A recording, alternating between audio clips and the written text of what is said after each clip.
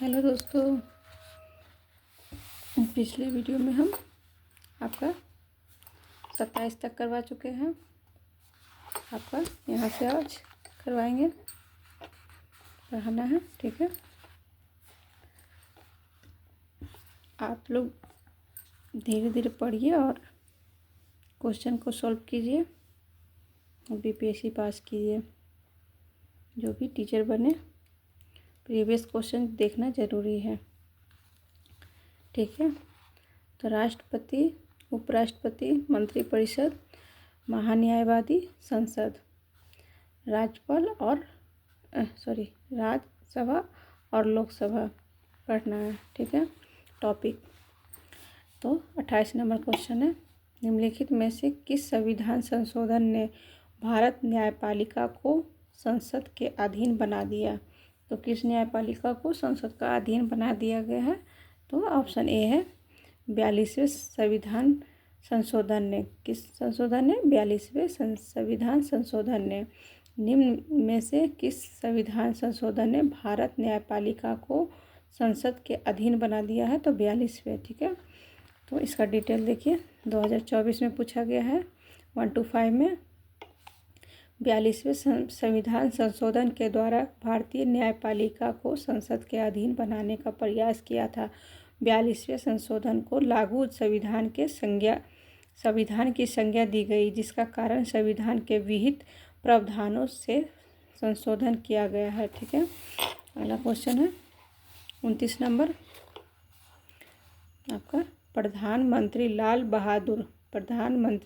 बहादुर शास्त्री ने भारतीय राष्ट्र के आधारभूत मूल्यों एवं उद्देश्यों को चुनौती देने वाले निम्न में से किस मुद्दों का सामना किया था? तो किन मुद्दों पर सामना किया था प्रधानमंत्री लाल बहादुर शास्त्री ने? तो अब देखिए, इसमें ऑप्शन डी है, तो एक से अधिक होंगे। तो इस डिटेल पढ़ते हैं। 1 to 5 में क्वेश्चन पूछा गया है, इसको फिर से देख लीजिएगा। प्रधानमंत्री लाल बहादुर के बारे में है। तो प्रधानमंत्री लाल बहादुर शास्त्री के कार्यकाल कितना था? 1965 से लेकर 66 तक, ज़्यादा नहीं, एक ही साल था। ठीक है, में भारत में समक्ष खाद्य की समस्या, खदान की समस्या। ठीक है, भारत पाकिस्तान युद्ध 1965 तथा दक्षिण में हिंदी विरोधी आंदोलन का सामना करना पड़ा। शास्त्री जी ने जय जवान जय किसान का नारा लगाया। तो जय जवान जय किसान का नारा किसने लगाया? लाल बहादुर शास्त्री ने। तो ये सब क्वेश्चन आता है नारा के बारे में। क्वेश्चन नंबर 30 है, निम्नलिखित में से कौन सा भारतवर्ष के प्रथम निर्विरोध एवं सर्वसम्मति से निर्वाचित राष्ट्रपति हुए थे? ठीक है, फिर से देख लीजिएगा, निम्नलिखित में से कौन भारतवर्ष के प्रथम निर्विरोध एवं सर्वसम्मति से निर्वाचित राष्ट्रपति हुए थे? राष्ट्रपति के बारे में सब कुछ पूछता है, तो राष्ट्रपति के बारे में पूरा पढ़ लीजिएगा। तो इसका देखिए है क्या answer? Neelam Sanjeev Reddy. 1 to 5 में पूछा गया क्वेश्चन 2024 में। इसका डिटेल देखिए, भारत में प्रथम निर्विरोध एवं सर्वसम्मानित से राष्ट्रपति निर्वाचित होने वाले राष्ट्रपति नीलम संजीव रेड्डी थे। यह वर्ष 1977 से 1882 तक भारत के छठे राष्ट्रपति के रूप में कार्य किया। डॉक्टर राजेंद्र प्रसाद भारत के प्रथम राष्ट्रपति थे। तो प्रथम पूछता है, और लास्ट तो भी कौन है प्रेजेंट में, जो करंट अफेयर में आएगा वो आपको याद करना है। 2025 में कौन है आप कमेंट करके बताइएगा। ठीक है, और प्रथम आपका डॉक्टर राजेंद्र प्रसाद है। ठीक है, और इनका नीलम संजीव रेड्डी का कब से कब काल था? तो 1977 से लेकर 1982 तक। अगला क्वेश्चन है, भारत के नए संसद भवन में सांसदों की निलंबन का रिकॉर्ड निम्नलिखित में से कौन सा है? ठीक है, भारत में नए संसद भवन सांसदों की निलंबन एवं रिकॉर्ड निम्नलिखित में से कौन सा है? तो कौन सा है आपका? देखिए ऑप्शन डी है। तो देखते हैं, ये भी 1 to 5 में पूछा गया है, सब 2024 में ही। तो भारत के नए संसद भवन में सांसदों के निलंबन आंकड़ा 146 तक पहुंच गया है। ठीक है, इसमें सर्वाधिक कांग्रेस सांसद 58, लोकसभा 41, राज्यसभा 17, DMK के 21 सदस्य, लोकसभा 16, राज्यसभा 5, तृणमूल कांग्रेस के 21 सदस्य, लोकसभा में 13 और राज्यसभा में 8 शामिल थे। ठीक है, तो आप अगली मतलब ये क्वेश्चन 2025 में चेंज भी हो सकता है, तो इसीलिए आप इसे देख कर जाइएगा कि अब कितने हो गए कितने नहीं। ठीक है, और राज्यसभा में कितने, लोकसभा में कितने हैं। और 32 नंबर क्वेश्चन है, राज्यसभा का सदस्य बनने के लिए आवश्यक न्यूनतम आयु कितना होना चाहिए? ये क्वेश्चन बार बार आता है, अभी पूछा गया है 2024 में, जो कैंसिल हो गया 1 to 5 में ही है। देखिए तो कितना होना चाहिए? तो आपका 30 वर्ष। कितना होना चाहिए? 30 वर्ष राज्यसभा का सदस्य बनने के लिए। राज्यसभा का सदस्य बनने के लिए कितना चाहिए? 30 वर्ष।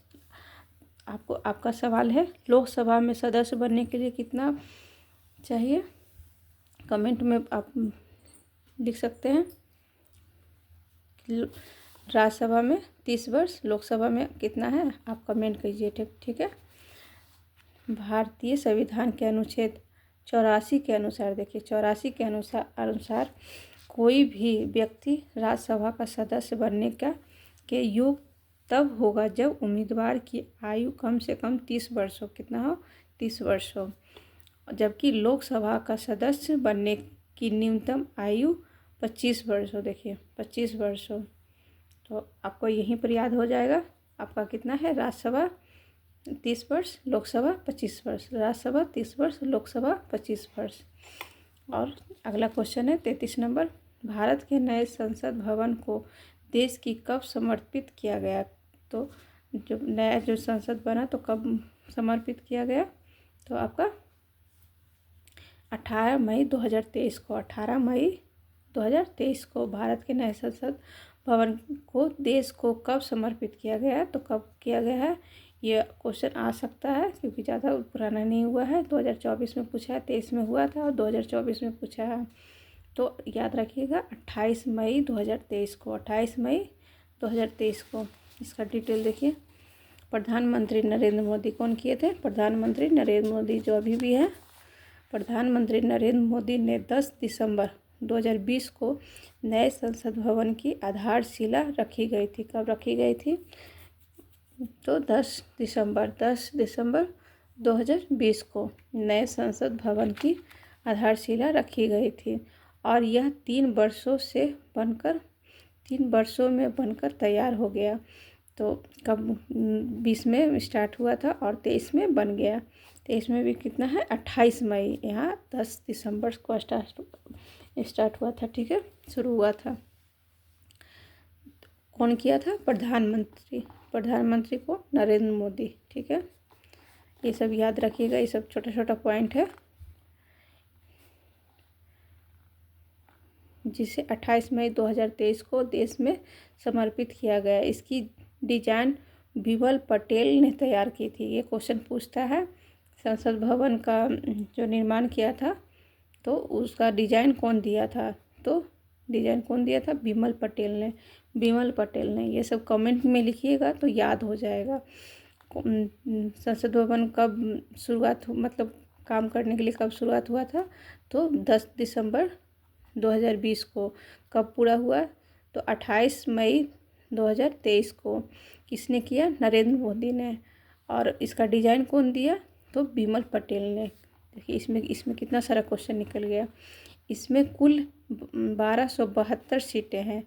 इसमें कुल कितने सीटें हैं? 1272 सीटें हैं। इसका ये बना लीजिएगा नोट्स, तो बहुत अच्छा है। ये सब क्वेश्चन पूछेगा। जिसमें लोकसभा की सीटें 888 सीटें हैं। कितना है लोकसभा का? 888 सीटें हैं और राज्यसभा का 384 है। और लोकसभा कितना है 888 और राज्यसभा का 384 सीटें हैं। नए संसद भवन को संविधान सदन के नाम से जाना जाता है। नए संसद भवन को किसके नाम से जाना जाता है? इसी डिटेल में कितना सारा क्वेश्चन निकल गया, बहुत सारा। नए संसद भवन को किस नाम से जाना जाता है? तो संविधान सदन के नाम से, ठीक है। तो इसको फिर से आप देख लीजिएगा और जो पॉइंट है आप कमेंट में लिखिएगा, सब याद हो जाएगा। भारत की अगला क्वेश्चन है 34 नंबर। भारत की नव उद्घाटित संसदों के लिए कुल कितनी सीटें हैं? संसदों के लिए कुल कितनी सीटें हैं? तो आपका 1272। देखिए यहाँ पर डिटेल में है 1272। कुल कितनी सीटें हैं? 1272। अभी हम बोल रहे थे ना कि यहाँ से क्वेश्चन आएगा तो आएगा। देखिए आपका आया ना, 2023 में पूछा गया अगले दूसरा क्वेश्चन। कितनी सीटें हैं? 272। ये पॉइंट, ये डिटेल जो हम पढ़ाएं बहुत इम्पोर्टेंट है। देखिए भारत के संसद के नए भवन के प्रभावी वास्तुकार का नाम क्या है? यहाँ जो हम पढ़ाए हैं कि जो डिजाइन कौन किया है? बिमल पटेल। देखिए इसमें क्या है? पद्मश्री बिमल पटेल। देखिए है ना, क्वेश्चन निकल के आ रहा है ना, ठीक है। अब अगला टॉपिक है संघ की न्यायपालिका भारत का निरंतर एवं महालेखा परीक्षण, ठीक है। अब इतना तक पहले याद कर लीजिएगा, कमेंट में लिखिएगा तब आपको याद होगा। और मेरे वीडियो को लाइक कर दीजिएगा, नए हैं तो सब्सक्राइब कर दीजिएगा, ठीक है। मैं आगे यहाँ से वीडियो बनाऊंगी, ठीक है। यहाँ तक अब इस वीडियो में